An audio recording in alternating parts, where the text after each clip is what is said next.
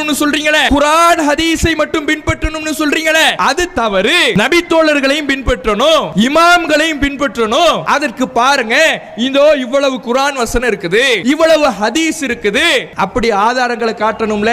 ஆனா சலஃபியா என்று தங்களை சொல்லிக் கொள்கிறார்களே, அந்த கொள்கையுடையவர்கள் ஆதாரங்களை காட்ட மாட்டாங்க. என்ன சொல்லுவாங்க தெரியுமா? பாத்தீங்களா, நபி தோழர்களை இவர்கள் திட்டுகிறார்கள், இதத்தான் அவங்க சொல்லுவாங்க. எந்த இடங்களில் எல்லாம் ஆதாரம் இல்லையோ அந்த வழிகேடர்கள் அனைவருமே கையில் எடுத்த பிரச்சாரம் என்பது பொய் பிரச்சாரமாகத்தான் இருந்திருக்கிறது. தர்காவிற்கு போக கூடாது என்பதை நாம் பிரச்சாரம் செய்தோம். இதை சொல்லும் பொழுது குர்ஆன் ஹதீஸின் அடிப்படையில் மறுக்கணும்ல, அதை செய்ய மாட்டாங்க. அவுலியாக்களை திட்டுறாங்க அப்படின்னாங்க. இறை நேசர்களை திட்டியது கிடையாது. இறை நேசர்களின் பெயரால் இவர்கள் சொல்லுகின்ற கொள்கையை எதிர்க்கிற பொழுது இப்படியான ஒரு பொய் பிரச்சாரத்தை வைத்தார்கள். அதே போல மதுஹபுகள் மார்க்கம் கிடையாது, வஹி மட்டும் தான் இஸ்லாம், குர்ஆன் ஹதீஸை மட்டும் தான் பின்பற்ற வேண்டும் என்று சொன்ன பொழுது எப்படி பொய் பிரச்சாரமாக மாற்றினாங்கன்னா, பார்த்தீர்களா, இமாம்களை திட்டுகிறார்கள் என்று மாற்றினார்கள். மௌலிது ஓதக்கூடாது, மௌலிது இஸ்லாத்தில் இல்லை, அதில் இணை வைப்பு வார்த்தைகள் தான் நிறைந்திருக்கிறது என்று சொல்லுகிற பொழுது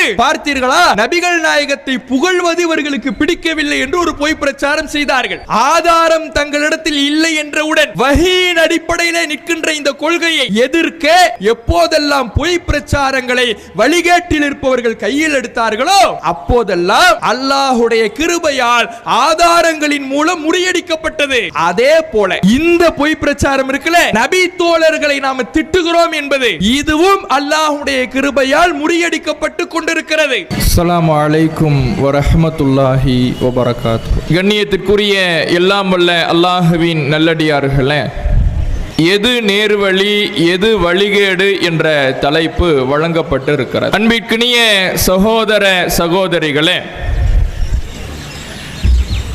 நாம் வாழ்ந்து கொண்டிருக்கிற இந்த காலகட்டத்தில் நமக்கு மத்தியிலே இதுதான் இஸ்லாம் என்று ஏராளமான கொள்கைகள் நம் கண்முன்னே முன்வைக்கப்படுகிறது. பல்வேறு பிரிவினர்களாக ஒவ்வொரு சாராரும் ஒவ்வொரு கொள்கையை முன்வைக்கக்கூடியவர்களாகவும், ஒவ்வொரு சாராரும் தாங்கள் சொல்லக்கூடிய கருத்து தான் சத்திய கருத்து என்றும் பல்வேறு கொள்கைகளை மக்கள் மன்றத்திலே முன்வைக்கிறார்கள். இப்படி முன்வைக்கப்படுகிற இந்த கொள்கைகளில் எது சத்தியமானது, எது நேர்வழி, எது வழிகேடு என்பதை நாம் பிரித்து அறிந்து கொள்ள வேண்டும் என்பதற்காகவும், வழிகேடுகளை நாம் அடையாளம் கொண்டு அதிலிருந்து விலகி நிற்பதற்காகவும் தான் இந்த தலைப்பு வழங்கப்பட்டு இருக்கிறது. இஸ்லாமிய மார்க்கத்தை பொறுத்தவரையில் இந்த இஸ்லாத்தில் பல கொள்கைகளுக்கு, பல வழிகளுக்கு இடமே இல்லாத ஒரு மார்க்கம் என்றால் அது இஸ்லாமிய மார்க்கம்தான். ஒவ்வொருவரும் இன்றைக்கு பல கொள்கைகளை முன்வைத்தாலும், ஒவ்வொரு கொள்கையும் நேர்முரணானதாக இருந்தாலும், அனைவரும் தாங்கள் சொல்வதுதான் சத்தியம் என்று மக்கள் முன்னிலையிலே தங்களுடைய கொள்கையை அவர்கள் பிரகடனம் செய்தாலும் கூட, இஸ்லாத்தில் இப்படி பல வழிகளும் சரியான கொள்கையாக இருப்பதற்கு இடம் இருக்கிறதா என்று கேட்டால் நிச்சயமாக இல்லை. இஸ்லாம் என்பது ஒரே ஒரு வழிதான். பல வழிகளுக்கு இந்த இஸ்லாமிய மார்க்கத்தில் இடம் கிடையாது. ஒரே ஒரு வழிதான் சத்தியமான நேர்வழி என்பதை இறைவன் திருமறை குர்ஆனிலே நமக்கு குறிப்பிட்டு காட்டுகிறான். வஅன்ன ஹாதா சிராத்தி முஸ்தகீமா, இதுதான் என்னுடைய நேரான வழி, ஃபத்தபிஊஹு, அந்த ஒரு வழியை மட்டும் நீங்கள் பின்பற்றுங்கள். வலா தத்தபிஉ சுபுல், பல வழிகளை நீங்கள் பின்பற்றாதீர்கள். நீங்கள் பல வழிகளை பின்பற்றினால் ஃபதஃபர்ரக பிக்கும் அன் சபீலி, அது அல்லாஹ்வுடைய ஒரு நேர்வழியை விட்டும் கூட உங்களை பிரித்து விடும், வழிகேட்டிற்கு அழைத்து சென்று விடும். ஒரு வழிதான் நேர்வழி. இறைவனுடைய மார்க்கம் என்பது ஒரே ஒரு வழி பாதை தான். அந்த ஒரு பாதையில் தான் நீங்கள் பயணிக்க வேண்டும், அதை மட்டும்தான் நீங்கள் பின்பற்ற வேண்டும். அதுவும் சரி, இதுவும் சரி, எல்லாமே சரிதான் என்று பல வழிகளை நீங்கள் பின்பற்ற கூடாது. பல வழிகளும் சரிதான் என்று நீங்கள் சரி கண்டீர்கள் என்றால், ஒவ்வொரு சாராரும் முரண்பட்ட கொள்கைகளை முன்வைக்கிற பொழுது, நேர் எதிர் திசையிலான கருத்துக்களை முன்வைக்கிற பொழுது, எல்லாமே சரிதான், எல்லாமே கரெக்ட் தான் என்று நீங்கள் எல்லாவற்றையும் பின்பற்றுகிறேன் என்று சொன்னால், நீங்கள் அல்லாஹ்வுடைய ஒரு வழியில் நின்றவர்களாக இருக்க முடியாது. உங்களை அந்த பல வழி பாதை வழிகேட்டிற்கு அழைத்து சென்று விடும் என்பதை அல்லாஹ் ரப்புல் ஆலமீன் திருமறை குர்ஆனிலே நமக்கு தெளிவுபடுத்துகிறார். அப்ப பல பேர் பல கொள்கைகளை சொன்னாலும், முரண்பட்ட கருத்துக்களை முன்வைத்தாலும், எல்லாமே நேர்வழி என்ற அந்தஸ்திற்கு வந்து விடுமா என்று கேட்டால் நிச்சயமாக வராது. பல வழிகள் இருந்தால் அதில் ஒன்று மட்டும்தான் இஸ்லாம் காட்டுகிற நேர்வழியாக இருக்க முடியும். எல்லாமே இஸ்லாத்தினுடைய அடிப்படை வழிக்குள்ளே நேர்வழிக்குள்ளே வராது. ஒரு வழியை மட்டும்தான் பின்பற்ற வேண்டும் என்பதை இந்த வசனம் நமக்கு தெள்ள தெளிவாக எடுத்துரைக்கிறது. அதே போல அல்லாஹ் இன்னொரு இடத்திலே சொல்லுகிற பொழுது, ஒக்குள்ளுன் பிமா லதைஹிம் ஃபரிஹூன், ஒவ்வொருவரும் தங்களுடைய கருத்துத்தான் சரியானது என்று மகிழ்ச்சி அடைகிறார்கள். ஒவ்வொரு சாராரும் ஒவ்வொரு கருத்துக்களை, ஒவ்வொரு கொள்கைகளை முன்வைக்கிறார்கள். பல வழிகளை மக்கள் மன்றத்திலே காட்டுகிறார்கள். அப்படி எடுத்துரைக்கின்ற பொழுது எல்லோரும் தங்களுடைய கருத்துத்தான் சரியானது, நாங்கள் சொல்வதுதான் நேர்வழி, நாங்கள் சொல்வதுதான் சத்திய கொள்கை, நாங்கள் சொல்வதுதான் நபி வழி என்று எல்லோரும், ஒவ்வொரு சாராருமே, ஒவ்வொரு பிரிவினருமே தங்களுடையதுதான் நேர்வழி என்று அவர்கள் பெருமிதம் கொண்டு கொள்கிறார்கள். இதையும் இறைவன் குர்ஆனிலே சொல்லுகிறார். அப்ப எல்லாரும் தங்களுடைய கருத்துக்களை முன்வைக்கிறாங்க. இன்றைக்கு யோசித்து பாருங்கள், நம்முடைய தமிழ் பேசக்கூடிய இந்த சமூகத்திலே எத்தனை விதமான கருத்துக்கள், எத்தனை விதமான கொள்கை கோட்பாடுகள் முன்வைக்கப்படுகிறது. தர்காவிற்கு செல்ல வேண்டும் என்று ஒரு சாரார், தர்காவிற்கு செல்லக்கூடாது என்று நாம் பிரச்சாரம் செய்கிறோம். மதுஹபுகளை பின்பற்ற வேண்டும் என்று ஒரு சாரார், மதுஹபுகள் மார்க்கம் ஆகாது என்று நாம் பிரச்சாரம் செய்கிறோம். மௌலிதுகள் ஓதுவது பரக்கத்தை பெற்றுத்தரும் என்று ஒரு சாரார், மௌலிதுகளுக்கும் இஸ்லாத்துக்கும் எந்த சம்பந்தமும் இல்லை என்று நாம் சொல்லுகிறோம். நபி தோழர்களை பின்பற்ற வேண்டும் என்று ஒரு சாரார், நபி தோழர்களுக்கு மார்க்கத்தில் அவர்கள் சொல்வது மார்க்க அந்தஸ்தை பெறாது என்று நாம் சொல்லுகிறோம். இப்படி ஒவ்வொரு சாராரும் ஒவ்வொரு கருத்துக்களை, ஒவ்வொரு கொள்கை கோட்பாடுகளை முன்வைக்கிறார்கள். எல்லாமே நேர் எதிர் திசையாக இருக்கிறது, முரண்பட்டவைகளாக இருக்கிறது. எல்லாமே இஸ்லாத்தின் அடிப்படையிலே வருமா என்று கேட்டால் நிச்சயம் வராது. அவரவர்கள் சொல்லிக் கொள்ளலாம், நாங்கள் சொல்வதுதான் நேர்வழி, நாங்கள் சொல்வதுதான் சத்திய மார்க்கம் என்று அவரவர்கள் சொல்லிக் கொள்ளலாமே தவிர, அல்லாஹ்வுடைய பாதையில் அனைத்தும் நேர்வழிக்குள்ளே அடங்குமா என்று கேட்டால் நிச்சயம் அடங்காது. அல்லாஹ்வுடைய ஒரு வழி மட்டும்தான் சத்திய பாதை என்பதை இறைவன் தெள்ள தெளிவாக நமக்கு எடுத்துரைக்கிறார். அப்ப இன்றைக்கு யோசித்து பாருங்கள், இன்றைக்கு பல்வேறு கொள்கை பிரிவுகள் நமக்கு முன்னால இருக்குது, பல்வேறு அமைப்புகளின் பெயரால் இருக்கிறது. அந்த அமைப்புகளின் பெயரில் சத்தியம் இருக்கிறதா என்று கேட்டால் அதை மட்டும் வைத்து இது சத்திய கொள்கை என்பதை நாம் தீர்மானிக்க முடியாது. இப்ப நாம தௌஹீது ஜமாத்துன்னு வைத்திருக்கிறோம். தௌஹீதுனா ஏகத்துவ கொள்கை, ஏகத்துவ கொள்கையை மக்களுக்கு மத்தியிலே பிரச்சாரம் செய்கிற கூட்டமைப்பு. இதுதான் நம்முடைய ஜமாத்தினுடைய பெயர். இந்த பெயர் வைத்திருக்கிற காரணத்தினாலதான் நாங்க சத்தியத்தில் இருக்கிறோம்னு சொல்ல முடியுமா? சொல்ல முடியாது. சுன்னத்துல் ஜமாத்துன்னு இருக்கிறாங்க, அஹ்லு சுன்னத்துல் ஜமாத்து அப்படின்னு சொல்லிட்டு தர்காவில் போய் வணங்கக்கூடியவர்கள் இருக்கிறார்கள். ஆனா பெயர் எப்படி இருக்குது? நபி வழியை பின்பற்றுகிற கூட்டமைப்புன்னு இருக்குது. பெயர் நல்லா தானே இருக்குது.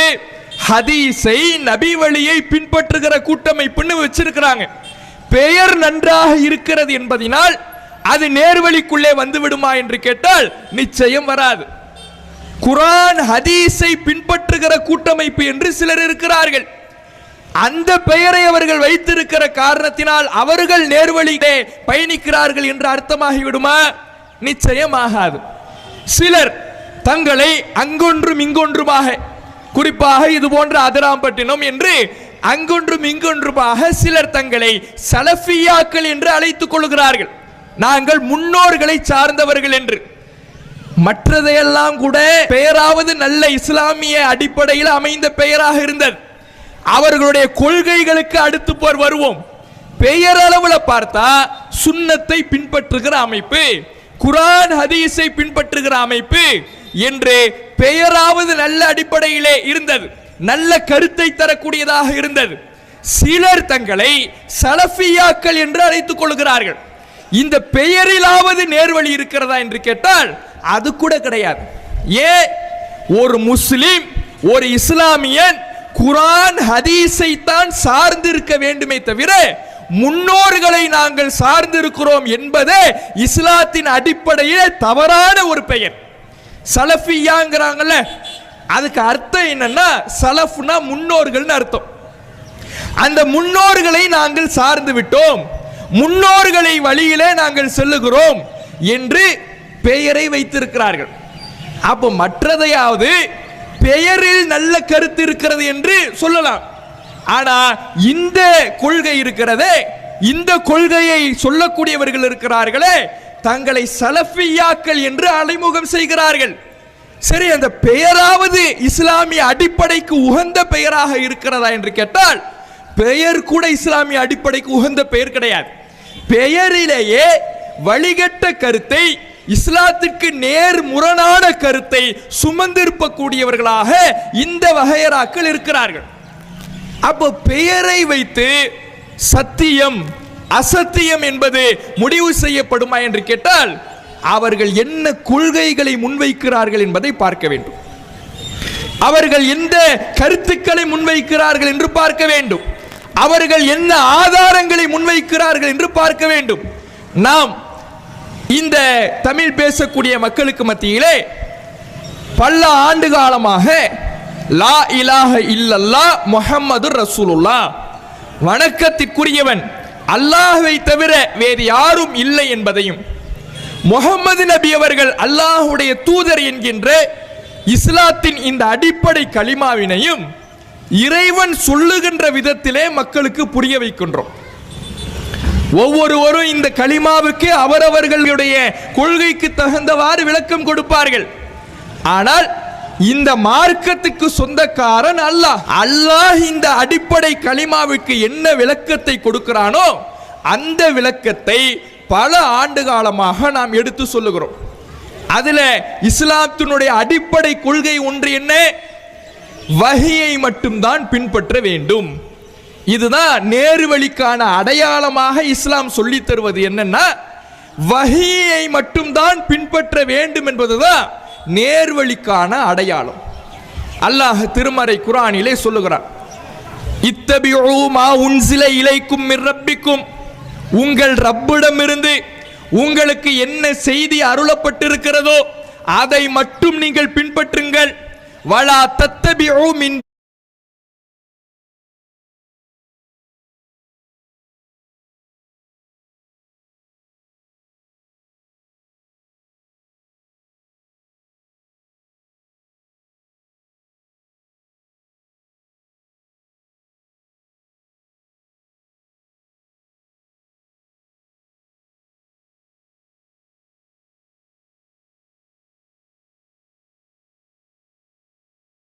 தூணிஹி அவுலியா, அல்லாஹ்வை விடுத்து வேறு பொறுப்புதாரிகளை நீங்கள் பின்பற்றாதீர்கள். நீங்க பின்பற்றுவதாக இருந்தால், ஒன்றை மார்க்கம் என்று எடுத்துக்கொள்வதாக இருந்தால், மார்க்க விஷயத்தை தீர்மானிப்பதாக இருந்தால் எல்லாமே அல்லாஹ்விடமிருந்து அருளப்பட்ட செய்தியின் அடிப்படையில் தான் இருக்கணும். அல்லாஹ்விடமிருந்து என்ன செய்தி அருளப்பட்டது? குர்ஆன். அந்த குர்ஆனுக்கு விளக்கமான ஹதீஸ். இதுதான் அல்லாஹ்விடமிருந்து அருளப்பட்ட செய்தி. நபிகள் நாயகம் ஸல்லல்லாஹு அலைஹி வஸல்லம் அவர்களின் மூலமாக இறைவன் குர்ஆனை நமக்கு தந்தான்.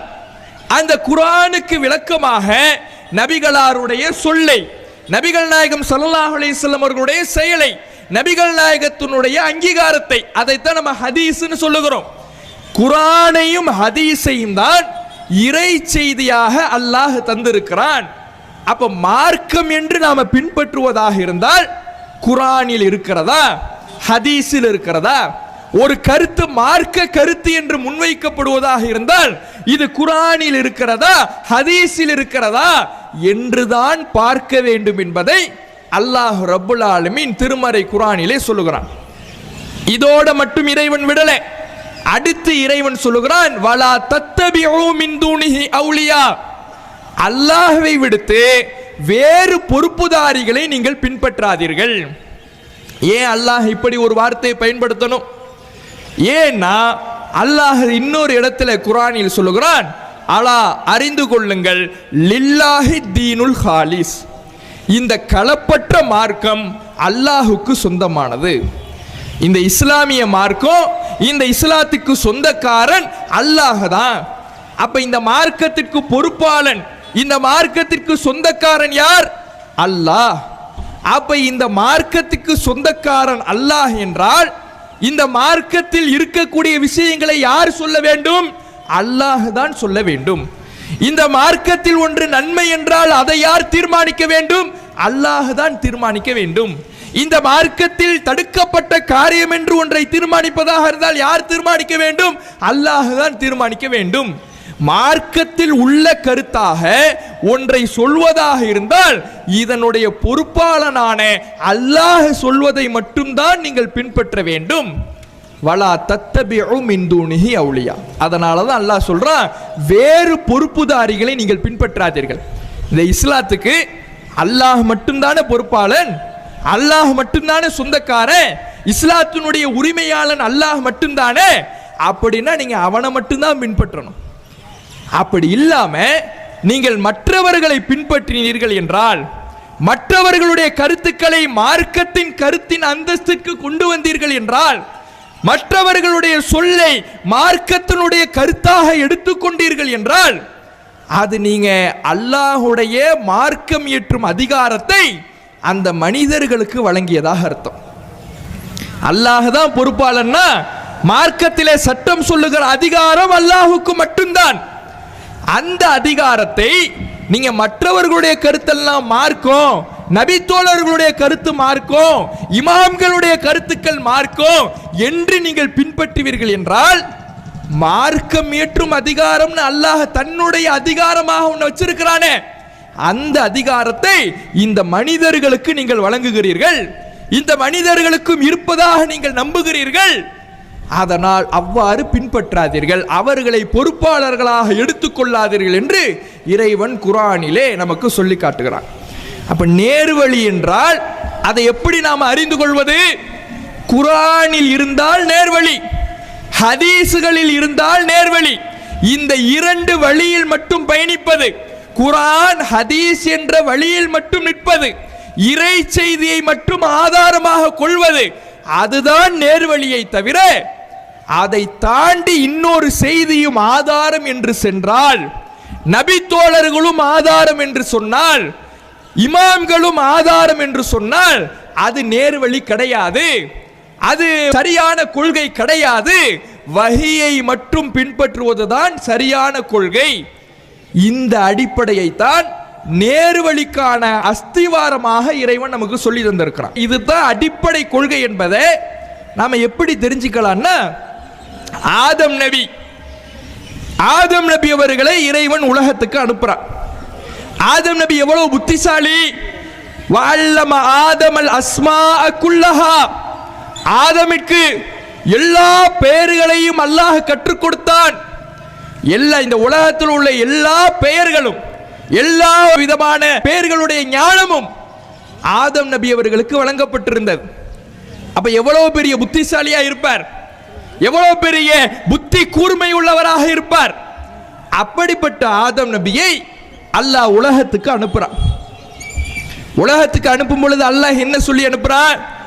உங்களுக்கு தான் அறிவு இருக்குதே, ஞானம் இருக்கிறதே, சிந்தனை இருக்கிறதே, புத்தி கூர்மை உள்ளவராக, அறிவு ஜீவியாக, புத்திசாலியாக இருக்கிறீங்களே, அந்த அறிவை வைத்து நீங்க எப்படி வேண்டுமானாலும் நடந்து கொள்ளுங்கள் என்று அல்லாஹ் சொல்லவில்லை. இறைவன் என்ன சொல்லி அனுப்புறான்னா, நேர்வழி என்பது என்னிடமிருந்து தான் வரும். நேர்வழி யார்கிட்ட வரும்? என்னிடமிருந்து தான் வரும். நீங்க உங்களுடைய அறிவின்படி தீர்மானிக்க கூடாது. நீங்க புத்திசாலிங்கிறதுனால, அறிவு இருக்கிறதுங்கிறதுனால உங்களுடைய அறிவை கொண்டு நீங்கள் நேர்வழியை தீர்மானிக்க முடியாது. நேர்வழி என்பது என்னிடமிருந்து தான் வரும். ஃபமன் தபிஅ ஹுதாய ஃபலா ஹௌஃபுன் அலைஹிம் வலா ஹும் யஹ்ஸனூன். என்னுடைய நேர்வழியை யார் பின்பற்றுகிறாரோ அவருக்கு எந்த அச்சமும் இல்லை, அவர்கள் கவலை கொள்ளவும் மாட்டார்கள். அப்ப அவ்வளவு பெரிய அறிவு ஜீவியாக இருந்த ஆதம் நபிக்கு அல்லாஹ் சொன்ன கட்டளை, நீங்கள் உங்கள் இஷ்டத்திற்கு உங்களுடைய நேர்வழியை நீங்கள் தீர்மானிக்க முடியாது. நீங்கள் நேர்வழியை தீர்மானிப்பதாக இருந்தா என்னிடமிருந்து வரக்கூடிய செய்தியின் அடிப்படையில் தான் தீர்மானிக்க வேண்டும் என்பதை ஆதம் நபிக்கான கட்டளையாக அல்லாஹ் சொல்லுகிறான். அதே போல நபி இப்ராஹிம் அலைஹிஸ்ஸலாம் அவர்கள், இப்ராஹிம் அலைஹிஸ்ஸலாம் அவர்களுக்கு அவர்கள் எவ்வளவு பெரிய அந்தஸ்துக்குரியவர். வத்தஹதல்லாஹு இப்ராஹிம ஹலீலா. அல்லாஹ் இப்ராஹிமை உற்ற தோழராக எடுத்துக்கொண்டான் என்று இறைவன் பேசுகிறானே, அவ்வளவு பெரிய இறை நெருக்கத்திற்குரியவர், இறை நேசராக இருந்தவர், இறைவனால் புகழப்பட்டவர். அந்த இப்ராஹிம் நபி பள்ளிவாசலை கட்டுறாங்க, காபத்துல்லாவை கட்டுறாங்க. காபத்துல்லாவை கட்டிவிட்டு ஒரு நபி தானே, இறை நேசர் தானே, அல்லாஹ்வுடைய உற்ற தோழர் தானே, அவ்வளவு பெரிய அந்தஸ்து மிக்கவர் தானே, மார்க்கத்தில் முக்கிய ஒரு பெரும் அந்தஸ்திற்குரிய, ஒரு கண்ணியத்திற்குரிய, புகழுக்குரியவர் தானே. இந்த அந்தஸ்தெல்லாம் இருக்கிறதுனால நானே என் வணக்க வழிபாட்டுகளை எல்லாம் செஞ்சுக்கிறேன்.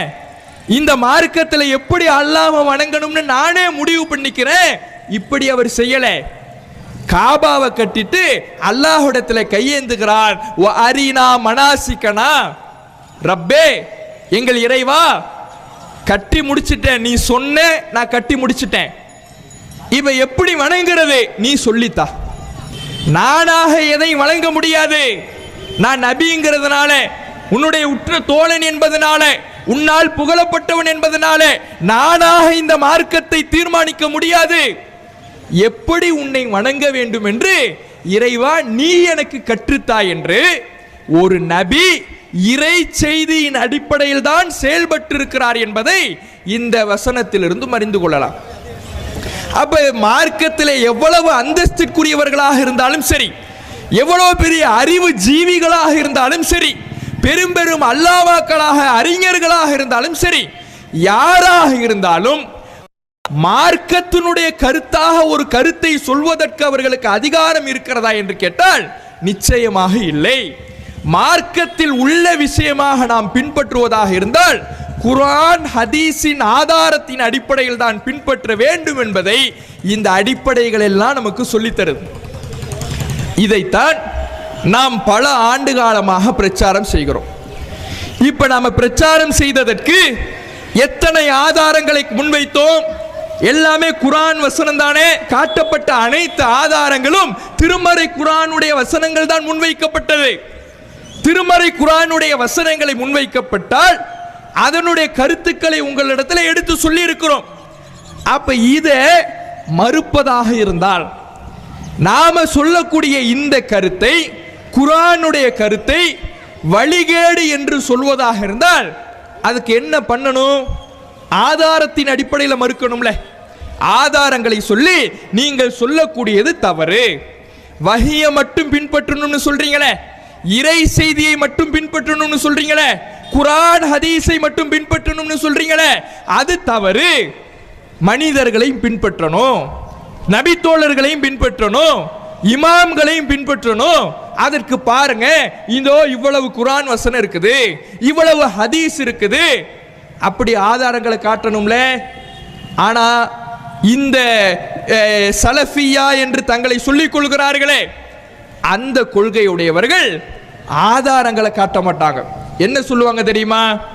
பார்த்தீங்களா, நபி தோழர்களை இவர்கள் திட்டுகிறார்கள். இவங்க சொல்லக்கூடிய ஆதாரம் என்ன? நபி தோழர்களை இவர்கள் திட்டுகிறார்கள். இதைத்தான் அவங்க சொல்லுவாங்க. இது ஒரு பொய் பிரச்சாரம் என்பதை நாம முதலில் புரிந்து கொள்ள வேண்டும்.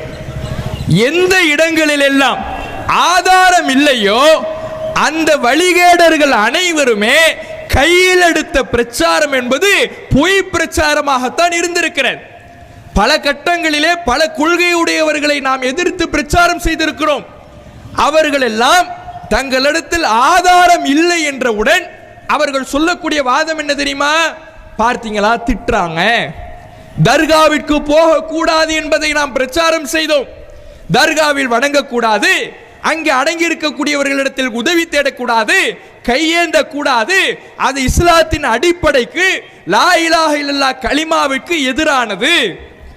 இதை சொல்லும் பொழுது குர்ஆன் ஹதீஸின் அடிப்படையில் மறுக்கணும்ல, அதை செய்ய மாட்டாங்க. அதை செய்யாம என்ன செஞ்சாங்க பார்த்தீங்களா? இறை நேசர்களை அவுலியாக்களை திட்டுறாங்க அப்படின்னாங்க. நாம் அவுலியாக்களை ஒருபோதும் திட்டியது கிடையாது, இறை நேசர்களை திட்டியது கிடையாது. இறை நேசர்களின் பெயரால் இவர்கள் சொல்லுகின்ற கொள்கையை எதிர்க்கிற பொழுது இப்படியான ஒரு பொய் பிரச்சாரத்தை வைத்தார்கள். அதே போல மதுஹபுகள் மார்க்கம் இல்லை என்று சொல்லுகிற பொழுது, 4 மதுஹபுகளை ஏதாவது ஒரு மதுஹபுல இருக்கணும்னு நீங்க சொல்றீங்க. மதுஹபுகள் மார்க்கம் கிடையாது, வஹி மட்டும்தான் இஸ்லாம், குர்ஆன் ஹதீஸை மட்டும்தான் பின்பற்ற வேண்டும் என்று சொன்ன பொழுது பார்த்தீர்களா, இமாம்களை திட்டுகிறார்கள். பின்பற்ற கூடாது என்று சொன்னதை எப்படி பொய் பிரச்சாரமாக மாற்றினாங்கன்னா பார்த்தீர்களா, இமாம்களை திட்டுகிறார்கள் என்று மாற்றினார்கள். இப்படித்தான் ஒவ்வொரு காலகட்டத்திலையும் மௌலிது ஓதக்கூடாது, மௌலிது இஸ்லாத்தில் இல்லை, அதில் இணை வைப்பு வார்த்தைகள் தான் நிறைந்திருக்கிறது என்று சொல்லுகிற பொழுது பார்த்தீர்களா, நபிகள் நாயகத்தை புகழ்வது இவர்களுக்கு பிடிக்கவில்லை என்று ஒரு பொய் பிரச்சாரம் செய்தார்கள். இப்படியெல்லாம் எந்த நேரங்களிலெல்லாம் பொய் பிரச்சாரம் செய்யப்பட்டதோ, ஆதாரம் தங்களிடத்தில் இல்லை என்றவுடன் ஆதாரபூர்வமான இந்த கொள்கையை, வஹீயின் அடிப்படையிலே நிற்கின்ற இந்த கொள்கையை எதிர்க்க குர்ஆன் ஹதீஸ் ஆதாரம் இல்லாமல் போகும் பொழுது எப்போதெல்லாம் பொய் பிரச்சாரங்களை வழிகேட்டில் இருப்பவர்கள் கையில் எடுத்தார்களோ அப்போதெல்லாம் அந்த பொய் பிரச்சாரம் அல்லாஹ்வுடைய கிருபையால் ஆதாரங்களின் மூலம் முறியடிக்கப்பட்டது. அதே போல இந்த பொய் பிரச்சாரம் இருக்குல்ல, நபி தோழர்களை நாம திட்டுகிறோம் என்பது, இதுவும் அல்லாஹ்வுடைய கிருபையால் முறியடிக்கப்பட்டு கொண்டிருக்கிறது. எப்படி? நாம முதல்ல நபி தோழர்களை திட்டுகிறோமா? நபி தோழர்களை மதிப்பவர்கள் நம்மை போன்று இங்கே யாரும் கிடையாது. ஏன் தெரியுமா? நபி தோழர்கள் அவர்கள் நபிகளாரோடு வாழுகிற பொழுது எந்த குர்ஆன் ஹதீஸை பின்பற்றுவதற்காக தங்களுடைய உயிரை தியாகம் செய்தார்களோ, மார்க்கத்தை மேலோங்க செய்வதற்காக தங்களுடைய பொருளாதாரத்தை துறந்தார்களோ, அப்படிப்பட்ட அவர்களுடைய தியாகத்தின் நோக்கத்தை அடைந்து அவர்களுடைய தியாகத்தின் விளைவால் அமைந்த குர்ஆன் ஹதீஸ் என்கின்ற கொள்கையை பின்பற்றுபவர்கள் நம்மை தவிர இங்க யாரும் கிடையாது. இவங்க என்ன பண்றாங்கன்னா, நபி தோழர்களை பின்பற்ற வேண்டும் என்று நபி தோழர்களை நபியினுடைய அந்தஸ்துக்கு போய் வைக்கிறாங்க.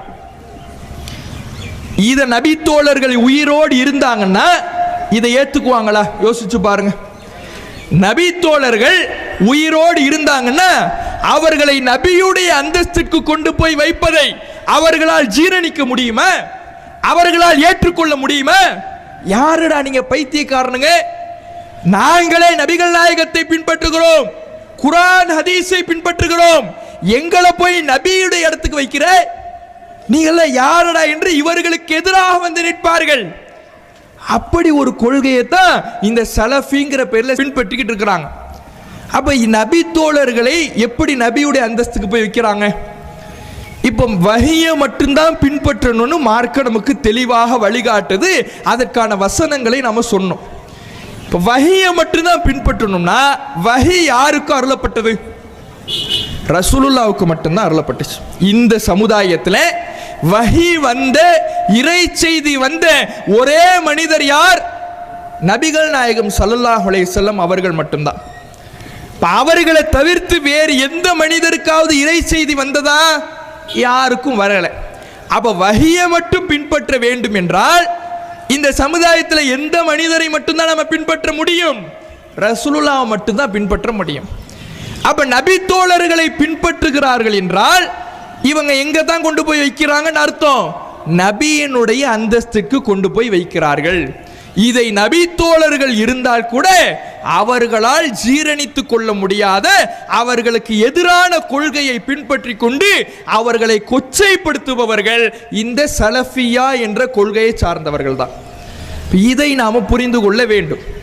அடுத்து, இந்த கொள்கையை பின்பற்றக்கூடியவர்கள் நபி தோழர்களுடைய கருத்துக்களும் மார்க்கம்தான், நபி தோழர்களுடைய கருத்துக்களையும் நாம் பின்பற்ற வேண்டும் என்று சொல்லக்கூடியவர்கள், அவர்கள் சொல்லுகின்ற காரணம் என்ன தெரியுமா? நாங்க ஏன் நபி தோழர்களை பின்பற்றணும்னு சொல்றோம்னா, நாம ஒவ்வொருவரும் ஒவ்வொரு விதமாக குர்ஆன் ஹதீஸை விளங்கி விடுவோம். குர்ஆன் ஹதீஸை நாம் விளங்குவதாக இருந்தால் ஒவ்வொருவரும் ஒவ்வொரு விதமாக விளங்கி விடுவோம். அதனால நபி தோழர்கள் எப்படி விளங்கி இருக்கிறார்களோ அது போல நாம விளங்கணும். இதுதான் அவர்கள் சொல்லக்கூடிய பிரதான காரணம். ஒவ்வொரு ஆளும் ஒவ்வொரு விதமா விளங்கினா முரண்பாடு வரும். ஆளுக்கு ஒண்ணு மார்க்கம்னு சொல்லுவாங்க. அதனால நபி தோழர்கள் எதை கொள்கை என்று சொன்னார்களோ, நபி தோழர்கள் எந்த கருத்துக்களை முன்வைக்கிறார்களோ அந்த கருத்துக்களை நாம் பின்பற்றினால் முரண்பாடு வராது. இது இந்த சலஃபி கொள்கையை சொல்லக்கூடியவர்கள் சொல்லக்கூடிய ஒரு ஆதாரம். முதல்ல இது சரியா என்பதை நாம குர்ஆன் ஹதீஸின் அடிப்படையில் இரண்டாவது பார்ப்போம்.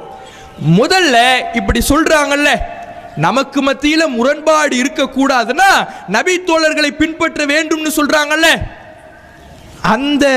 அந்த விஷயத்தில் இவர்கள் உண்மையாளர்களாக இருந்தால் இவர்களுக்கு மத்தியில என்ன இருக்கக்கூடாது?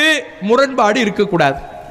ஆனா எந்த நபி தோழர்களை பின்பற்ற வேண்டும்னு சொல்றாங்களோ அவர்கள் அந்த சலஃபியா கொள்கையை சார்ந்தவர்களிடத்துல அடிப்படை கொள்கையிலே அவ்வளவு முரண்பாடு.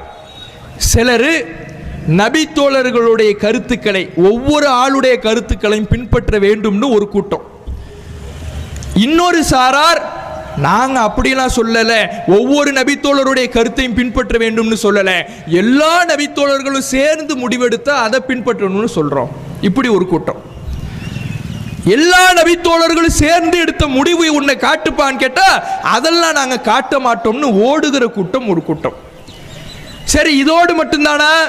சலஃபியான்னு சொல்லக்கூடியவர்களையே நபி தோழர்களோடு நாம் நின்றுடக்கூடாது. நபி தோழர்களை பின்பற்ற வேண்டும், தாபீன்களை பின்பற்ற வேண்டும், தபா தாபீன்களை பின்பற்ற வேண்டும் என்று இப்படி முதல் 3 தலைமுறையினரையும் பின்பற்ற வேண்டும்னு இன்னொரு கூட்டம். சரி, அதோடு நிற்கிறாங்களா? இல்லை. எந்த காலத்தில் வாழ்ந்த நல்லறிஞர்களையும் இமாம்களையும் நாம சார்ந்துதான் இருக்க வேண்டும்.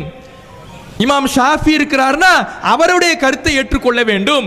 இமாம் இப்னு ஹஜர் இருக்கிறார்னா அவருடைய கருத்துக்களை நாம் ஏற்றுக்கொள்ள வேண்டும். எந்த காலத்தில் வாழ்ந்த இமாமாக இருந்தாலும் அவர்களை சார்ந்துதான் நாம் இருக்க வேண்டும் என்று இப்படி ஒரு கூட்டம். முரண்பாடு இருக்கக்கூடாதுன்னு தான் இந்த கொள்கையை பின்பற்றுகிறோம்னு சொன்னவங்க, அவர்கள்ட்ட முரண்பாடு இல்லாம இருக்குதா? அடிப்படை கொள்கையிலே முரண்பாடு. நபி தோழர்களை மட்டும் பின்பற்றுங்கன்னு ஒரு கூட்டம், இல்ல முதல் 3 தலைமுறையினரை பின்பற்றணும்னு ஒரு கூட்டம், இல்ல இமாம்களையும் பின்பற்றணும்னு ஒரு கூட்டம். இப்படி ஒவ்வொருவரும் ஒவ்வொரு கருத்தை சொல்லுகிறார்கள் என்றால் முரண்பாட்டை களைவதற்காகத்தான் நபி தோழர்களை பின்பற்றுகிறோம் என்று சொன்னாங்களே, அந்த காரணம் சரியான காரணம் இல்லை என்பது இதிலிருந்தே தெரியுதா இல்லையா? சரி, குர்ஆன் இப்படி நமக்கு எங்கேயாவது கட்டளையிடுதா? உங்களுக்கு கருத்து வேறுபாடு வரக்கூடாது என்றால், கருத்து வேறுபாட்டை நீங்கள் களைய வேண்டும் என்றால் நபி தோழர்களை பின்பற்றுங்கள் என்று குர்ஆனில் எங்காவது இருக்குதா? குர்ஆன் தானே நமக்கு வழிகாட்டி. குர்ஆனை தாண்டி மார்க்கம் இருக்குதாங்க? எங்கேயும் கிடையாது. குர்ஆன் தான் நமக்கு வழிகாட்டி. முரண்பாட்டை களைவதற்கு நபி தோழர்களை பின்பற்ற வேண்டும் என்றால் அந்த கட்டளை எங்க இருக்கணும்? குர்ஆன்ல இருக்கணும். அப்படி ஒரு கட்டளை குர்ஆன்ல இருக்குதா? எங்கேயுமே இல்லை. குர்ஆன்ல என்ன கட்டளை இருக்குது? ஃபைன் தனாஸஅதும் ஃபீ ஷைஇன், நீங்கள் கருத்து வேறுபாடு கொண்டால், உங்களுக்கு மத்தியில் ஒரு மார்க்க விஷயத்தில் கருத்து வேறுபாடு வந்தால், அந்த கருத்து வேறுபாட்டை நீங்கள் எப்படி களைய வேண்டும் என்றால், முரண்பாடு இல்லாமல் நீங்கள் எப்படி ஒன்றிணைய வேண்டும் என்றால், ஃபருத்தூஹு இலல்லாஹி வர் ரசூல், அந்த கருத்து வேறுபாட்டிற்கு தீர்வை அல்லாஹ்விடத்திலேயும் அல்லாஹ்வுடைய தூதரிடத்திலேயும் தேடுங்கள். அல்லாஹ்விடத்திலேயும் அல்லாஹ்வுடைய தூதரிடத்திலேயும் தேடுங்கள்னா என்ன? குர்ஆன் ஹதீஸ்ல தேடுங்கன்னு அர்த்தம். முரண்பாடு வந்துச்சுன்னா அந்த முரண்பாட்டை எப்படி களைய வேண்டும்? குர்ஆன் ஹதீஸின் மூலமாகத்தான் களைய வேண்டும் என்று குர்ஆன் சொல்லுதே தவிர, நபி தோழர்களிடம் முரண்பாட்டை களைவதற்கான வழியை தேடுங்கள் என்று எந்த இடத்திலேயும் மார்க்கம் சொல்லவில்லை. அப்போ குர்ஆன் சொல்வதுதான் கருத்து வேறுபாட்டை களைவதற்கான வழியே தவிர, ஹதீஸின் அடிப்படையிலே வஹீயின் அடிப்படையிலே இருப்பதுதான் முரண்பாட்டை களைவதற்கான வழியே தவிர, அதை தாண்டி இறைவன் காட்டுகிற நேர்வழியை தாண்டி மூன்றாவது ஒரு அடிப்படைக்கு சென்றால், நபி தோழர்கள், இமாம்கள், மதுஹபுகள் என்று சொன்னால் அங்கே முரண்பாடுகள் தான் மிஞ்சுமே தவிர நேர்வழியை அடைந்து கொள்ளவே முடியாது என்பதற்கு இந்த சலஃபி கொள்கை என்று சொல்றாங்களே, இவர்களே மிகப்பெரிய சான்று. அடுத்து என்ன? இவங்க சொல்லக்கூடிய இன்னொரு வாதம் என்னன்னா, நாங்க ஏன் தெரியுமா நபி தோழர்களை பின்பற்றுகிறோம்? குர்ஆன் ஹதீஸை நம்மளால எல்லாம் புரிய முடியாது. நபி தோழர்களுடைய விளக்கம் இல்லாம குர்ஆன் ஹதீஸை விளங்கவே முடியாது அப்படிங்கிறாங்க. எவ்வளவு பெரிய அபத்தமான கருத்து தெரியுமா இது? கேட்பதற்கு சாதாரணமாக தெரியலாம், ஆனால் இந்த கருத்து இஸ்லாத்தின் அடிப்படையே ஆட்டம் காண செய்கிற கருத்து. ஏன்? குர்ஆன் ஹதீஸே நபி தோழர்களுடைய கருத்து இல்லாம விளங்க முடியாதுன்னா, அல்லாஹ்வுடைய விளக்கும் தன்மையையே, விளக்கும் ஆற்றலையே இவர்கள் குறை காணுகிறார்கள் என்று பொருள். ஏன்? அல்லாஹ் சொல்லுகிறான், வலா யுனப்பிஉக மிஸ்லு ஹபீர், அல்லாஹ்வை போல தெளிவாக உங்களுக்கு யாராலும் விளக்க முடியாது என்று இறைவன் சொல்லுகிறான். குர்ஆனை நீங்கள் விளங்குவதற்காக நான் எளிமைப்படுத்தி இருக்கிறேன், அல்லாஹ்வை போல உங்களுக்கு யாராலும் விளக்க முடியாது என்று இறைவன் திருமறை குர்ஆனிலே சொல்லுகிறான். அப்ப குர்ஆனை, மார்க்கத்தை அல்லாஹ் விளக்குவதுதான் சரியான விளக்கம். அவன் அந்த விளக்கத்தை அவன் மட்டும் புரியணுங்கிறதுக்காக அவன் தந்திருக்கிறான். லஅல்லக்கும் தாக்கிலூன், நீங்கள் அனைவரும் விளங்கிக் கொள்ள வேண்டும் என்பதற்காக, எல்லா மக்களும் தெரிந்து கொள்ள வேண்டும் என்பதற்காக, எல்லா மக்களும் விளங்க வேண்டும் என்பதற்காகத்தான் இந்த மார்க்கத்தை அல்லாஹ் தந்திருப்பதாக சொல்லுகிறான். அப்படி தந்த இறைவன் புரியாத மாதிரி தருவானா? அப்படி தந்த இறைவன் யாருக்கு விளங்காத மாதிரி தருவானா? என்ன மாதிரி யாராலும் விளக்க முடியாதுங்கிறானே. அப்படி இறைவன் சொல்லும் பொழுது இன்னும் அல்லாஹ் எப்படி எல்லாம் இதை விளங்குறதுக்கு ஏற்பாடு பண்ணியிருக்கான் தெரியுமா? நான் இந்த குர்ஆனை தந்திருக்கிறேன், லிதுபய்யின லின்னாஸி மா நுஸில இலைஹிம், நபியே உங்களுக்கு இன்னொரு வகை செய்தியையும் தரேன், ஹதீஸ். அது எதுக்குன்னா, மக்களுக்கு அருளப்பட்டிருக்கல இந்த குர்ஆன், இதை நீங்க மக்களுக்கு விளக்கி சொல்வதற்காக. அப்ப அல்லாஹ் எவ்வளவு ஏற்பாடு பண்றான்னு பாருங்க. குர்ஆனையே மக்களுக்கு விளங்கும் விதத்தில் அருளி இருக்கிறான். நீங்கள் எல்லாரும் இந்த குர்ஆனை விளங்க வேண்டும் என்று சொல்லுகிறான்.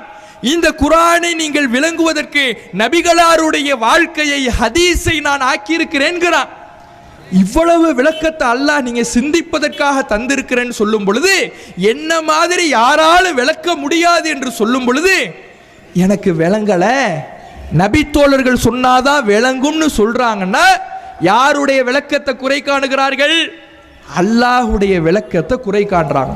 ஏ, அல்லாஹ் சொன்னாலாம் எனக்கு புரியாதுங்க, நபி தோழர் சொன்னாதான் புரியும், நபி தோழருடைய கருத்து இருந்தாதான் எனக்கு விளங்குங்கிறாங்கன்னா, எவ்வளவு பெரிய அபத்தமான, இஸ்லாத்தின் அடிப்படையை ஆட்டம் காண செய்கிற கொள்கை. இதை இன்றைக்கு சர்வ சாதாரணமாக பரப்பி கொண்டிருக்கிறார்கள். அப்போ இதை நாம சொல்ற காரணத்தினால நபி தோழர்களை திட்டுகிறோம்ங்கிறாங்க. இங்க எங்கேயாவது நபி தோழர்களை திட்டுனோமா? நம்முடைய உரையை துவங்கும் பொழுது கூட நபி தோழர்களின் மீதும் அல்லாஹ்வுடைய அருள் உண்டாவட்டும் என்ற பிரார்த்தனையோடு தான் துவங்குகிறோம். இந்த ஜமாத்தின் சார்பாக எந்த மூல முடுக்கிலேயும் ஆற்றப்படுகிற உரைகளில் நபி தோழர்களைத்தான் ஒரு முன்மாதிரியாக அவர்களைப் போல தர்மம் செய்யுங்கள், அவர்களைப் போல தியாகம் செய்யுங்கள் என்று பிரச்சாரம் செய்கிறோமே தவிர நபி தோழர்களை எங்கேயும் திட்டலே, பின்பற்ற கூடாதுன்னு சொல்லுகிறோம். நபி தோழர்களே இருந்தால் கூட அதைத்தான் சொல்லி இருப்பார்கள். ஏன்?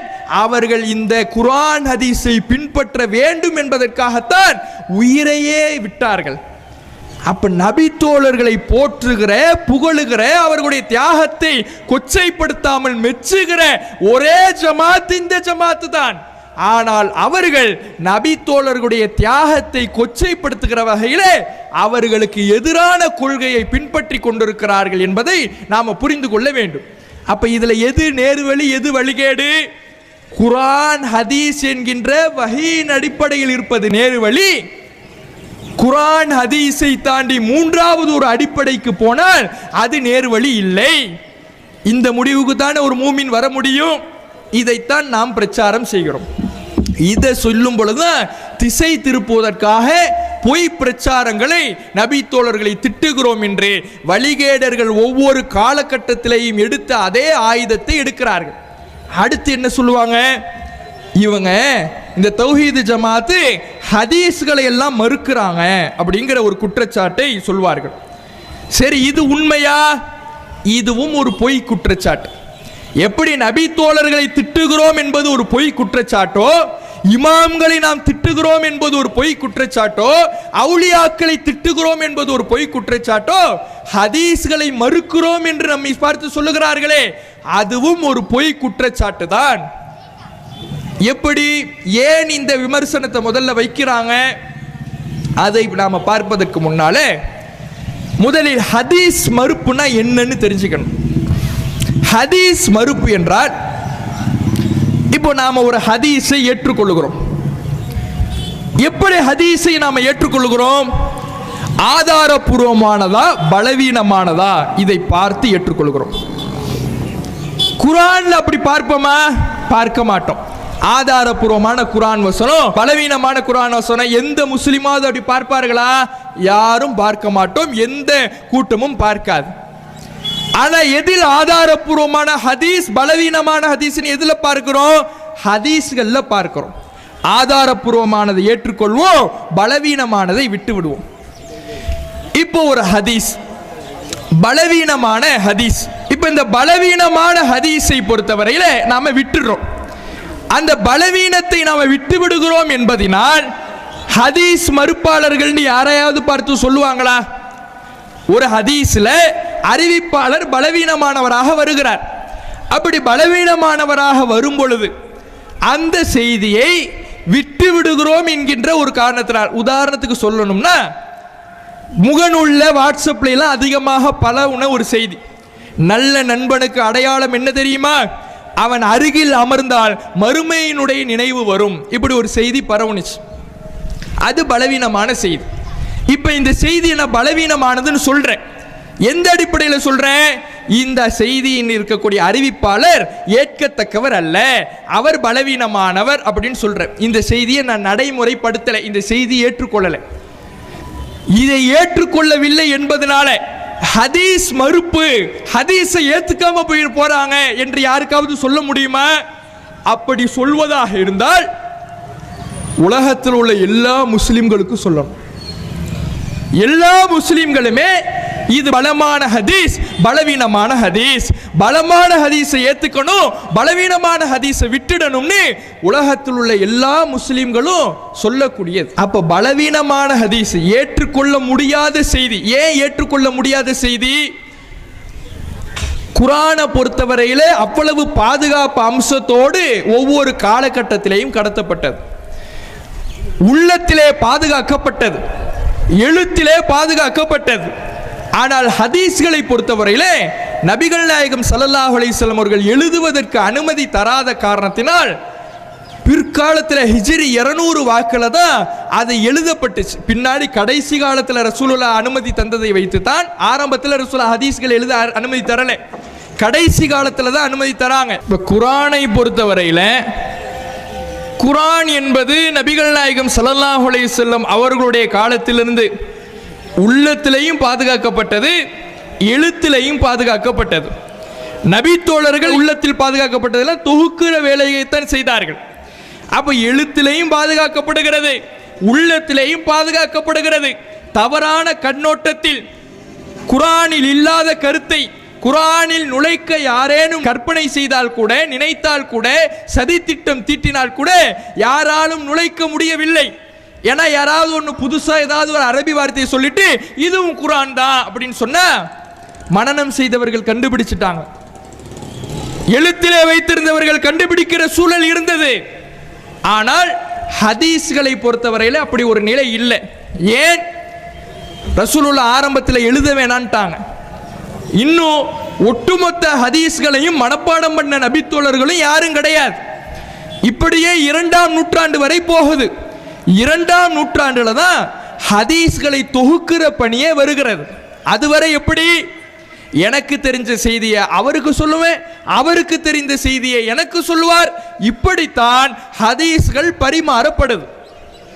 இதனால என்ன ஏற்பாடு செய்யப்படுதுன்னா, பல பேர் தவறான கருத்துக்களை குர்ஆனில் நுழைக்க முடியாத காரணத்தினால் இந்த ஹதீஸ்களில் நுழைத்தால் கண்டுபிடிக்க முடியாது என்று நினைத்து கொண்டு அவர்கள் நுழைக்க பார்க்கிறார்கள், நுழைக்கிறார்கள்.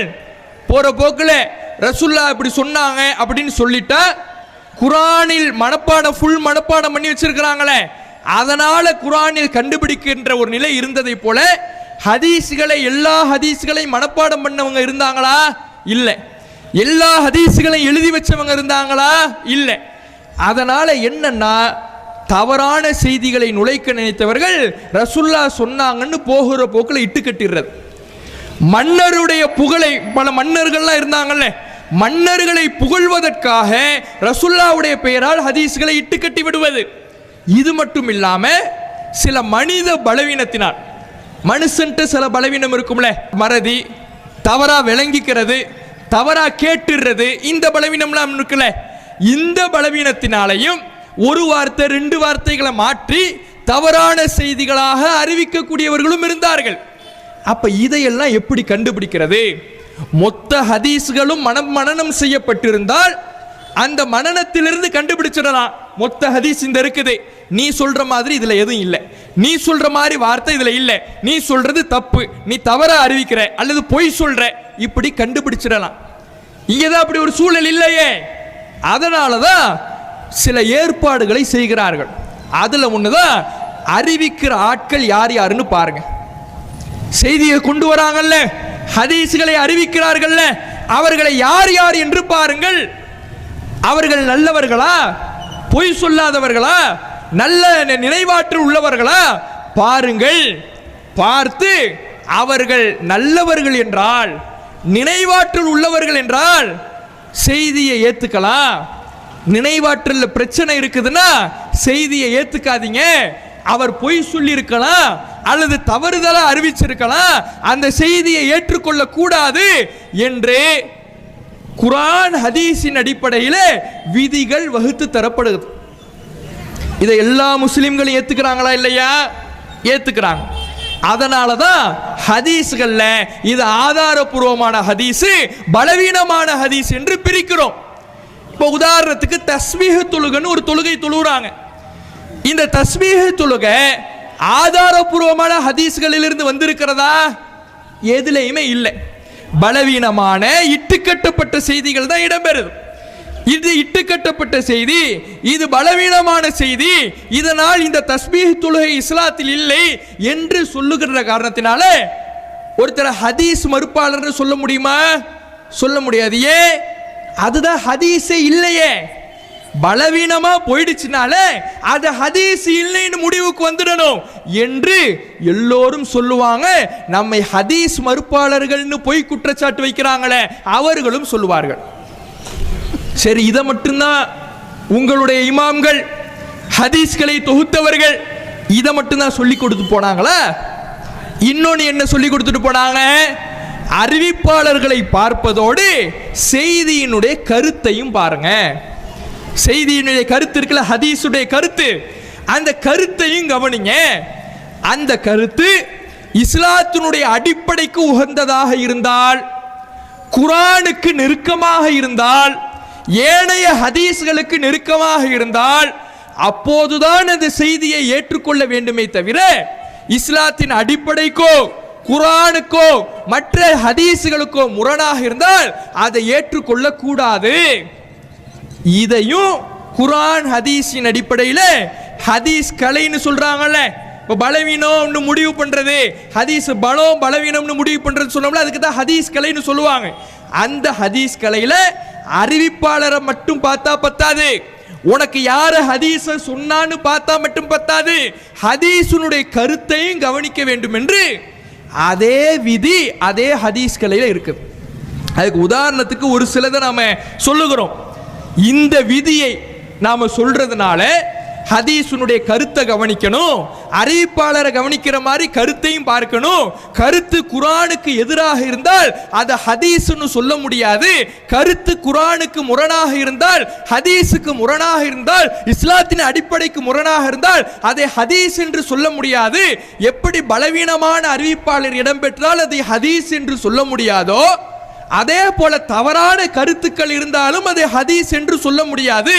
பலவீனமான அறிவிப்பாளர்கள் இருந்தால் அது ஹதீஸ் என்று சொல்ல முடியாது என்று எந்த ஹதீஸ்களை சொல்லி தருகிறதோ அதே ஹதீஸ்களை தான் கருத்து தவறாக இருந்தாலும் அது ஹதீஸ் கிடையாது என்று அதே ஹதீஸ்களை தான் சொல்லி தருது.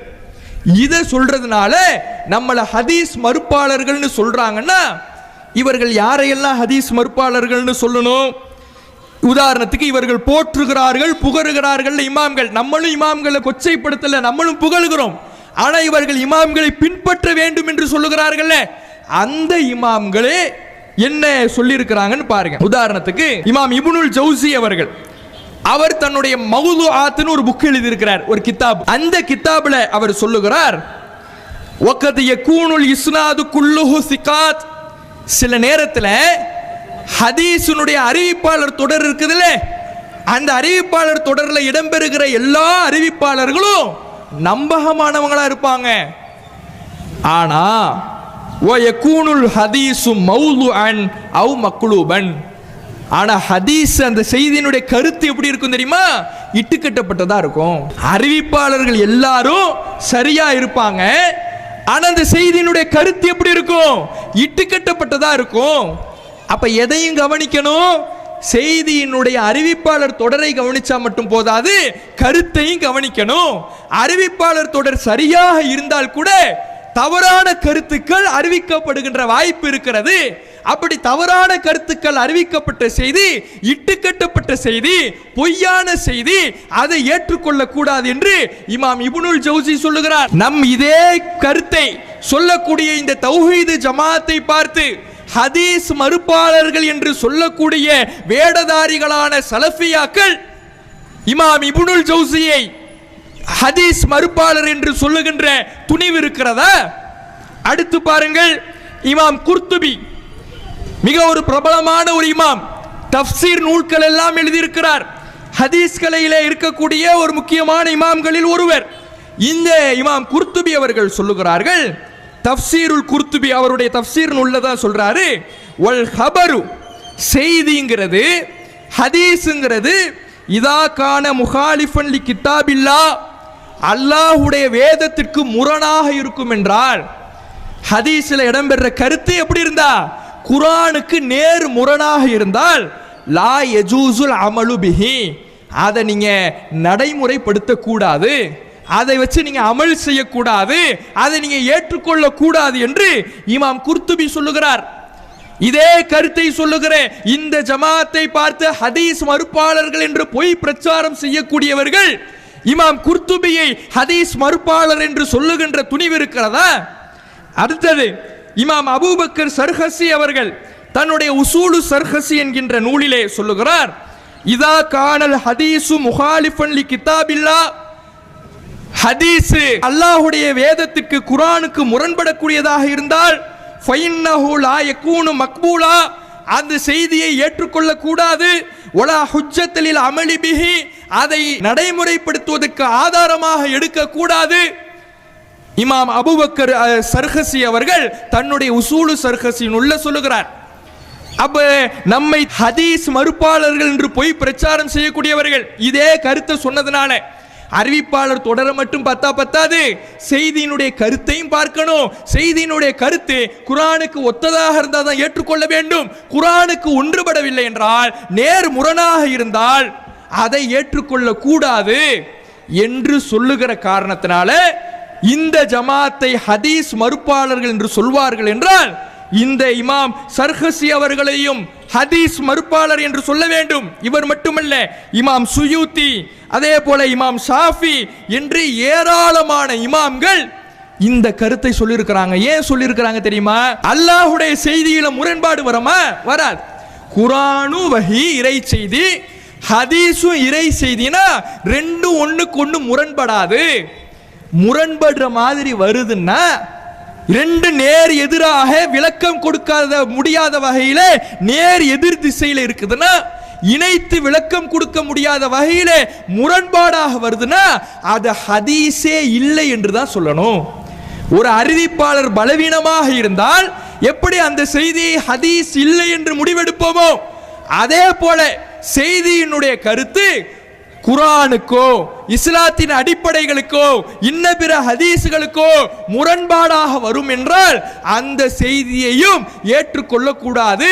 அது ஹதீஸ் இல்லை என்ற முடிவுக்குத்தான் வர வேண்டும் என்பதை இவ்வளவு இமாம்களும் சொல்லியிருக்கிறாங்க. சரி, இமாம்கள் ஒரு பக்கம் சொல்லியிருக்கிறாங்க. ரசூலுல்லாஹ் சொல்லியிருக்கிறாங்களே, இதா சமிஅத்துமுல் ஹதீஸ் அன்னி, என் பெயரால் ஒரு செய்தியை நீங்கள் செவியுற்றால், ரசூலுல்லாஹ் சொல்றாங்க, யாரு பெயராலேயோ செவியுறுவீங்கன்னு சொல்லலை, ஏன் பெயரால தான் செவியுறுவீங்க. நான் சொன்னேன், நான் செஞ்சேன், இப்படித்தான் நீங்கள் செவியுறுவீர்கள். இப்படி நீங்கள் செவியுறுகின்ற பொழுது அந்த செய்தி எப்படி இருக்கும் தெரியுமா? துன்கிருஹு குலூபுக்கும், உங்களுடைய உள்ளங்கள் அந்த செய்தியை வெறுத்தால், உங்களுடைய ஈமானிய உணர்வு அதற்கு கட்டுப்பட மறுத்தால், அந்த செய்தி உங்களுடைய ஈமானுக்கு ஒத்து வரல. ரசூலுல்லாஹ் எப்படி இப்படிலாம் சொல்லியிருப்பாங்க, ரசூலுல்லாஹ் எப்படி இப்படிலாம் செஞ்சிருப்பாங்க என்று உங்களுடைய உள்ளமே வெறுக்கும் என்றால், ஃபான அபஅதுக்கும் மின்ஹு, நான் அந்த செய்தியை விட்டு வெகு தூரமானவன், நான் அந்த செய்தியை சொல்லியிருக்க மாட்டேன் ரசூலுல்லாஹ் சொல்றாங்க. ரசூலுல்லாஹ்வே சொல்லியிருக்கிறாங்களே, என் பேரால ஒரு செய்தி வருது, அந்த செய்தியினுடைய கருத்து சரியில்லை, ஓ ஈமான் ஏத்துக்க மறுக்குது, அதனால அந்த செய்தியை நீ விடுறீனா கரெக்ட், விட்டுடு, ஏன்னா நான் அந்த செய்தியை சொல்லியிருக்க மாட்டேன் ரசூலுல்லாஹ் சொல்றாங்க. அப்ப ஹதீஸ்களை பாதுகாக்கிற முறையைத்தான் இந்த தௌஹீத் ஜமாத் சொல்லுதே தவிர ஒருபோதும் ஹதீஸ்களை மறுக்கவில்லை. ஹதீஸ் மறுப்புனா என்ன? ஹதீஸ்னு ஏத்துக்கிட்டு, உதாரணத்துக்கு நபிகள் நாயகம் ஸல்லல்லாஹு அலைஹி வஸல்லம் அவர்கள் உம்மு ஹராம் என்கின்ற பெண்ணோடு தனிமையில் இருந்தார்கள். அந்த பெண், அந்த சஹாபிய பெண்மணி நபிகள் நாயகத்திற்கு பெண் பார்த்து விட்டார்கள் என்று ஒரு செய்தி வருகிறது. இந்த செய்தி கருத்து சரியில்லை, ஏன்னா ரசூலுல்லாஹ் ஒழுக்க சீலர், ஒழுக்கத்துக்கு முன்மாதிரி, இப்படி இருந்திருக்க வாய்ப்பே இல்லை என்று தௌஹீத் ஜமாத் சொல்லுது. ஆனா சலஃபியாக்கள் சொல்றாங்களே, அவங்க இந்த செய்தியை ஏத்துக்கிறாங்கன்னா இதன் அடிப்படையில் மக்களுக்கு மார்க்க தீர்ப்பு கொடுக்கணும்ல. ஹதீஸை ஏத்துக்கிறதுக்கு அடையாளம் என்ன? அதை தான் செயல்படுத்தணும், மக்களுக்கு மார்க்க தீர்ப்பு கொடுக்கணும். அந்நிய பெண்ணோடு தனிமையில் இருந்து கொள்ளலாம், ஒரு அந்நிய பெண் அந்நிய ஆணுக்கு பெண் பார்த்து விடலாம், ஃபத்வா கொடுக்கணும்ல. அப்ப நடைமுறைக்கு கொண்டு வரல. ஆனா ஹதீஸ்னு ஏத்திருக்கிறாங்கன்னா யார் ஹதீஸ் மறுப்பாளர்கள்? ஒரு அந்நிய ஆணை ஒரு அந்நிய பெண்ணிடத்திலே நபிகள் நாயகம் ஸல்லல்லாஹு அலைஹி வஸல்லம் அவர்கள் பாலருந்த சொன்னார்கள், இதை வச்சு ஃபத்வா கொடுக்க முடியுமா? அப்ப ஹதீஸ்னு நீங்க ஏத்துக்கிறீங்கன்னா இதை நடைமுறைப்படுத்தணுமே, ஃபத்வா கொடுக்கணுமே. உங்களாலேயே அது ஏற்றுக்கொள்ள முடியவில்லை, உங்களுடைய மனசே சொல்லுது, இதெல்லாம் எப்படி நடைமுறைப்படுத்துறது? அப்படி ஹதீஸ்னு ஏத்துக்கிட்டு நடைமுறைப்படுத்தலைன்னா நீங்கள் தான் ஹதீஸ் மறுப்பாளர்கள். அது ஹதீஸ் இல்லை என்று தான் நம்ம சொல்றோம். பலவீனமான ஹதீஸை எப்படி ஏற்றுக்கொள்ள கூடாதோ, கருத்து சரியில்லாத செய்தியையும் ஏற்றுக்கொள்ள கூடாது. இதுதான் ஹதீஸ்களை நமக்கு சொல்லி தருகின்ற பாடம். இதை ஹதீஸ் மறுப்பு என்று சொல்வீர்கள் என்றால் எத்தனை இமாம்களை நீங்க ஹதீஸ் மறுப்பாளர்கள்னு சொல்லணும். இறுதியாக இந்த ஹதீஸ் மறுப்பாளர்கள் என்கின்ற பட்டத்துக்கு சொந்தக்காரர்கள் தௌஹீது ஜமாத் இல்ல, ஹதீஸ் மறுப்பாளர்கள் என்கின்ற பட்டத்துக்கு சொந்தக்காரர்கள் இந்த நவீன சலஃபிகள் என்கின்ற பெயரில் உலா வருகின்ற வழிகேடர்கள் தான். இதை எந்த ஒரு விவாதத்தின் மூலமாகவும் நாங்கள் நிரூபிக்க தயாராக இருக்கிறோம். இந்த ஜமாத் இந்த ஹதீஸ் மறுப்பாளர்களை, நவீன சலஃபிகளை, அவர்களுடைய வழிகேடுகளை தோலுரித்து காட்டுவதற்கு விவாத மேடையிலே நாங்கள் உங்களை நேருக்கு நேர் சந்திக்க தயார். நீங்கள் தயாரா? ஆனா அதுல என்ன, இப்ப விவாதத்துக்குன்னு வர ஆட்கள் இங்கேயே ஏற்கனவே 1-2 பேர் இருந்தாங்க. அவர்களுக்கு விவாதம்னாலே என்னன்னு தெரியல, விவாதிக்கவும் தெரியல, ஆய்வு திறனும் இல்ல, அடிப்படை ஹதீஸ்களை ஞானம் இல்ல. அது மாதிரி ஆளு வந்து உட்கார்ந்துகிட்டு நாங்களும் விவாதம் பண்ண வரன்னு வரக்கூடாது. உங்களுடைய அமைப்புல உங்களுடைய கொள்கையை பிரச்சாரம் செய்கிற ஒரு அங்கீகரிக்கப்பட்ட தாயி, ஒரு ஆய்வு திறன் உள்ள தாயி அவர்கள் வருவார்கள் என்றால் இந்த ஜமாத் எந்த தயக்கமும் இல்லாமல் உங்களுடைய வழிகேடை இந்த மக்கள் மன்றத்திலே போட்டு நிரூபித்து உங்களுடைய இந்த நவீன சலஃபி கொள்கையையும் பொய் பிரச்சாரத்தையும் குழி தோண்டி புதைக்க விவாதத்திற்கு தயாராக இருக்கிறது என்பதை அறைகூவலாக விட்டு என்னுடைய இந்த உரையை நிறைவு செய்து கொள்கிறேன். அஸ்ஸலாமு அலைக்கும்.